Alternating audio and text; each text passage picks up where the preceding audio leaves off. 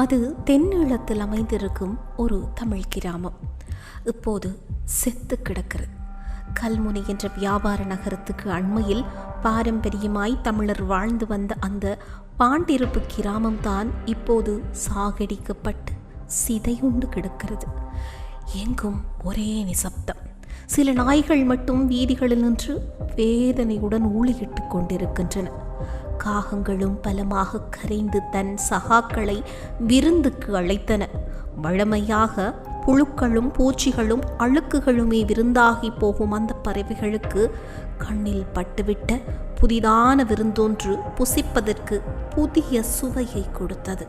ஆம், அந்த தெருவோரத்தில் டயர் போட்டு எரிக்கப்பட்ட தமிழ் மகன் ஒருவரின் உடல் முழுமையாக எரியாமல் சிதைந்து போய் கிடந்தது. எரிந்து போன வீடுகள், உடைந்து போன கட்டிடங்கள், கருகி போன பயிர் செடிகள், பாண்டிருப்பு கிராமம் முழுமையாகவே உயிர் பற்றற்று கிடந்தது. ஏனம்மா நாங்கள் இங்கு வந்திருக்கிறோம்? தன் தாயின் கரங்களை இறுக பற்றியபடி அந்த 10 வயது சிறுவன் தவராசா கேட்கிறான். இது அகதி முகாமடா ராசா, எங்கட வீட்டை அந்த பாவிகள் எரிச்சு போட்டாங்கள் இல்லை, இப்போ எங்களுக்கு இருக்கிறதுக்கு இடம் இல்லை, அதுதான்டா இங்கே வந்திருக்கிறோம்.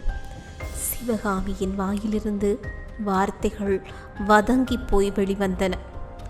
அவங்களெல்லாம் திரும்பி இங்கே வரமாட்டாங்களேம்மா? திரும்பவும் தவராசா பயத்துடன் கேட்கிறான். அவங்கள் ஓ, அந்த பிஞ்சு உள்ளத்தின் மனத்தை இன்னும் அந்த பயங்கரம் விட்டு விலகவில்லை. சிவகாமிக்கு கதறி அழ வேண்டும் போல இருந்தது. ஆனாலும் அவள் அழவில்லை. திடப்படுத்தி கொண்டு அமைதியாக சொன்னாள், இல்லடா மோனே, அவங்கள் இங்கு வராங்கள், வரவே மாட்டாங்கள். நீ ஒன்றுக்கும் பயப்படாத ராசா, இன்று நாங்கள் பயம் இல்லாமல் இருக்கலாம். தளதளத்த குரலில் தாய் கூறி முடித்த போது தாயை வாஞ்சையோடு நோக்கியபடி தவராசா சொன்னான், இல்லையம்மா, நான் பயப்படில்லை. தன் மகனின் தலையை கோதிவிட்டபடி சிந்தனையில் மூழ்கினாள் சிவகாமி. சில தினங்களுக்கு முன் நடந்த அந்த பயங்கர நிகழ்வுகள் நினைவுகளாக அவள் கண் முன் நிழலாடியது. எங்கும் ஒரே இருள். இருளை கிழித்து கொண்டு திடீரென எழுந்த அவல ஒலிகள் பாண்டிருப்பு கிராமம் முழுவதுமாக சேர்ந்து ஒலிக்கிறது. ஊர் ஒழுங்கைகள், எங்கும் ட்ரக் வண்டிகள் உருமல். ஐயோ அம்மா, கடவுளே, என்னை காப்பாற்றுங்கள், எங்கும் ஒரே அபய குரல்கள். சிவகாமியின் வீட்டையும் அந்த கூட்டம் நெருங்குகிறது. சிவகாமியின் புருஷன் செல்லமுத்து தன் குடும்பத்தை காப்பாற்ற வழியின்றி செய்வதறியாது திகைத்து நிற்கிறான். தப்பியோட வழியில்லை. வீட்டின் முன்புறமும் பின்புறமும் எங்குமே அந்த கூட்டத்தின் காட்டு கூச்சல்கள். உள்வீட்டின் படுக்கை அறை அலுமாரி ஒன்றின் பின்னால் பதுங்கிக் கொள்கிறாள் சிவகாமி. தாயை கட்டி அணைத்தபடி வலதுபுறம் இருந்து நடுங்கிக் கொண்டிருக்கிறாள் சிவகாமியர்கள். தாயின் சேலைக்குள் புகுந்து கொண்டு ஒன்றும் புரியாமல் தாயை கட்டி அணைத்தபடி அழத் தொடங்கினான் தவராசா. மூத்த மகன் குமரவேலுவை குசினியில் வைத்து பூட்டிவிட்டு மரணத்தை எதிர்நோக்கி நின்றிருக்கிறான் செல்லமுத்து. அந்த கூட்டம் வீட்டை நெருங்கிவிட்டது. கதவை உடைக்கும் சத்தம் பலமாக கேட்கிறது. கொலை வெறியுடன் பலமாக ஒலிக்கும் சிங்கள குரல்களிடையே சில தமிழ் குரல்கள். சிங்கள இராணுவம் முஸ்லிம் ஊர்காவல் படையுடன் தங்களை அழிக்க வந்திருப்பதை செல்லமுத்து புரிந்து கொண்டார். அதோ கதவை உடைத்து கொண்டு கொலை வெறியுடன் நுழைகிறது அந்த காடையர் கூட்டம். ஒவ்வொருவருடைய கையிலும் பளபளக்கும் கூரிய ஆயுதங்கள். மறுகணம் காடையன் ஒருவனின் கையில் இருந்த கோடரி போன்ற கூரிய ஆயுதம் செல்லமுத்துவின் தலையில் விழுந்த போது அவன் பலத்த கத்தலுடன் கீழே விழுகிறான். தலையில் இருந்து பீரிட்ட ரத்தம் அந்த வீடு மண்டபம் எங்கும் சிதறிய போது குசினிக்குள்ளிருந்து ஓடி வந்த குமரவேலுவின் முதுகில் இன்னொரு காடையன் கூறிய ஆயுதத்தால் ஓங்கி வெட்டுகிறான். வேதனையால் அவன் போட்ட கூச்சல் வீடு முழுவதும் எதிரொலிக்கிறது. இதற்கிடையே படுக்கையறைக்குள் சென்ற இன்னொரு கூட்டம் கயல்வெளியை இழுத்து கொண்டு வெளியே செல்கிறது. அதை தடுக்க முற்பட்ட சிவகாமியின் முதுகில் பொல்லால் ஒருவன் ஓங்கி அடிக்கிறான். 2 நாட்களுக்கு பின்புதான் சிவகாமிக்கு சுயநினைவே வந்தபோது தவராசா மட்டும் அவள் அருகே இருந்து முனகிக் கொண்டிருந்தான். பாண்டிருப்பு கிராம பாடசாலையில் தாம் அகதியாக கொண்டு வரப்பட்டது அப்போதுதான் சிவகாமிக்கு புரிந்தது. அன்று நடந்த அந்த சம்பவத்தில் சிவகாமியின் கணவன் செல்லமுத்துவும் சிவகாமியின் மூத்த மகன் குமாரவேலுவும் கொல்லப்பட்டதையும், மகள் கயல்விழி காடியர்களால் கெடுக்கப்பட்டு பின்னர் கொல்லப்பட்டதையும், வீடு சூறையாடப்பட்டு எரிக்கப்பட்டதையும் அப்போதுதான் சிவகாமி தெரிந்து கொண்டாள். தானும் தவராசாவும் தற்செயலாக உயிர் தப்பிக் கொண்டதையும் அவள் புரிந்து கொண்டாள். இப்போது அந்த அகதி முகாம் சோபை இழந்து மயானம் போல் காட்சியளித்தது. அந்த கோர இரவில் தப்பி பிழைத்த சில 100 தமிழர்களே அந்த முகாமில் குழுமியிருந்தனர். இன்னும் சிலர் அழுது கொண்டே இருந்தார்கள். ஒவ்வொருடைய முகத்தையும் மரண பீதி கவ்வியிருந்தது. அந்த பாடசாலை வளவுக்குள் ஓங்கி வளர்ந்து நின்று ஒரு வாகை மரத்துக்கு கீழ் இருந்தபடி எதையோ வெறித்து பார்த்து கொண்டிருந்தாள் சிவகாமி. தாயின் மடியில் படுத்திருந்தபடி பூத்து குலுங்கும் அந்த மஞ்சள் நிற வாகை பூக்களை கண்வெட்டாமல் பார்த்து கொண்டிருந்தான் தவராசா. இந்த வாகை தடிகளின் கொடுமை. சில நாட்களுக்கு முன் தான் ஓடி ஆடி கல்வி பயின்ற பாடசாலை இது. சில கணங்கள் தன் பாடசாலை நாட்களை மனதுக்குள் சுற்றி வந்தான் தவராசா. ஒரு நாள் பாடசாலை இடைவேளை நேரத்தின் போது தன் நண்பர்களுடன் சேர்ந்து ஆமையும் புலியும் விளையாட புறப்பட்ட போது புலிப்படையின் பக்கம்தான் தான் நிற்க வேண்டுமென பிடிவாதமாக நின்று இறுதியாக ஆமையின் சார்பாக ரோந்து வந்த தன் நண்பர்களை மறைந்து தாக்கி வெற்றி கொண்டு ஆர்ப்பரித்த போது தற்செயலாக அங்கு வந்த வாத்தியார் அனைவரையும் அழைத்து வாகை தடியினால் விளாசு விளாசென்று விளாசியதெல்லாம் ஒரு கனவாக அந்த சிறுவனின் உள்ளத்தில் தோன்றி மறைகிறது. சிவகாமியின் கண்களில் இருந்து வழிந்த கண்ணீர் துளி தவராசாவின் கைகளில் பட்டு வழிந்த போது ஏக்கமுடன் தன் தாயை பார்த்தார். ஏனம்மா அழுகிறார்? அண்ணாவையும் அக்காவையும் அப்பாவையும் அவங்கள் சாக்கொண்டு போட்டாங்கள் என்றுதானே? சிவகாமி தாங்க முடியாமல் மகனை கட்டி அணைத்தபடி தேம்பி தேம்பி அழத் தொடங்கினாள். அழாதே அம்மா. கண்ணீரை துடைத்து விட்டபடி தாயை தேற்ற முற்பட்டான் தவராசா. எவ்வளவு அமைதியான குடும்பம். ஒரு புழுவுக்கு கூட தீங்கு நினைக்காத புருஷன். எந்த பாவமும் அறியாத மகனும் மகளும். ஏதோ யோசித்தபடி இருந்த தவராசா திடீரென சொன்னான், அம்மா, அன்றைக்கு நிசார் மாமாவும் கையில துவக்கோட வந்தவர் அம்மா. நான் கண்டனான் அம்மா.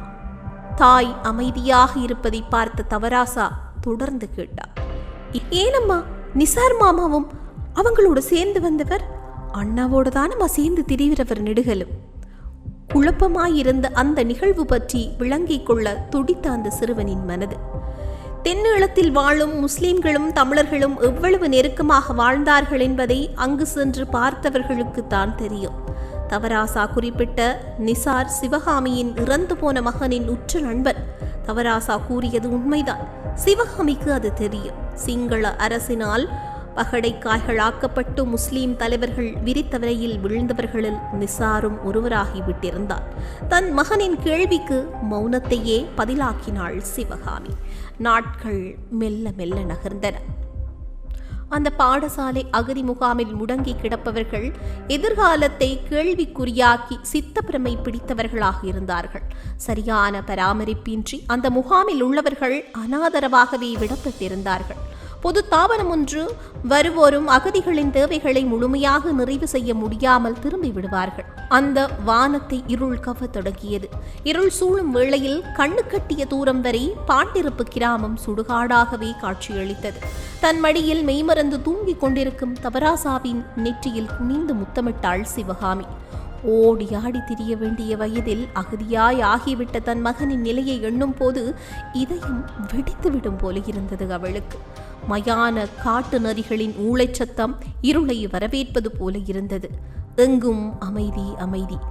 அந்தோ அந்த கொடிய மிருகங்கள் மீண்டும் அகதி முகாமுக்குள்ளும்.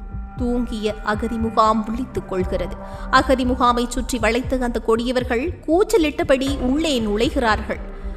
தாயின் மடியில் படுத்திருந்த தவராசா திடுக்கிட்டெழுந்து தாயை கட்டி அணைத்தபடி கதறி அழுகிறாள். அவங்கள் வந்துட்டாங்களே அம்மா, அவங்கள் வந்துட்டாங்களே அம்மா. தவராசாவின் வாயிலிருந்து இந்த வார்த்தைகளே திரும்ப திரும்ப வந்து கொண்டிருந்தன. அந்த காட்டு மிராண்டிகளின் கைகளில் கூறிய ஆயுதங்கள் மின்னிக் கொண்டிருந்தன. எங்கும் மரண ஓலங்கள், கூக்குரல்கள். ஐயோ, பலர் கோரமாக தாக்கப்படுகிறார்கள். அகதி முகாமுக்குள் இரத்தக்கரை படிகிறது. பல இளைஞர்களும் யுவதிகளும் வெளியே இழுத்துச் செல்லப்படுகிறார்கள். அவர்களுக்கு என்ன நடந்தது என்று தெரியாது. அகதி முகாமிலும் அந்த கொடியவர்களின் அகோரத்தனங்கள் அந்த பாவி மக்களின் இதயங்களை நிலைகுலிய வைக்கின்றன. அந்த பாடசாலை அகதி முகாமின் நிலம் கண்ணீரிலும் இரத்தத்தாலும் தோய்ந்து போயிருந்தது. சிலர் அரைகுறை காயங்களுடன் இன்னும் முனகிக் கொண்டிருந்தார்கள். குழந்தைகளும் சிறுவர்களும் அழுதழுது சோர்வடைந்திருந்தார்கள். அந்த அகதி முகாம் விழித்திருக்க அந்த கொடிய இரவும் மெல்லென நகர்ந்து கொண்டிருந்தது. தாயின் மடியில் படுத்திருந்த தவராசா தாயின் கைகளை இறுக்கமாக பற்றியபடி சொன்னான், அம்மா பயமா இருக்குதம்மா.